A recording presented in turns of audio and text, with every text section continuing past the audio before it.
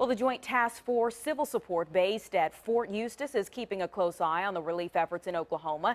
And 10 on your side military reporter Art Kohn has been at Fort A.P. Hill all week, where the task force is currently conducting a large-scale disaster response exercise. And Art spoke to several members of the task force about the possibility that they'll be ordered to head to Oklahoma. The U.S. Northern Command announced on Wednesday that it is coordinating DoD support to the Federal Emergency Management Agency, state and local authorities on the ground in Oklahoma. The Secretary of Defense is the ultimate authority for the Joint Task Force, and if directed by NORTHCOM at the request of FEMA, could send this group to the region.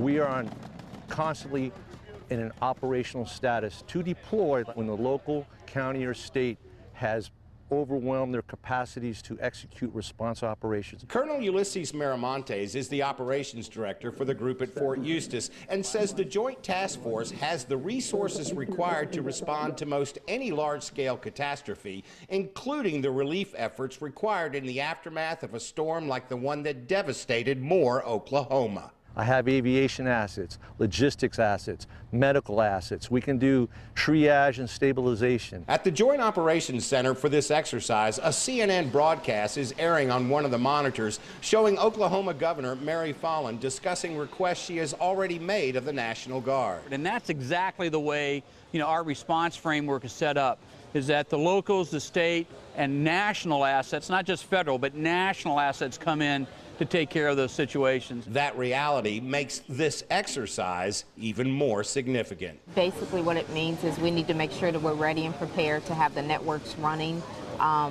in any environment, whether we're dealing with a hurricane or tornado, any kind of disaster. The Oklahoma scenario is just another facet of what we do. I asked people here, both military and civilian, how they would react if called before this exercise concludes.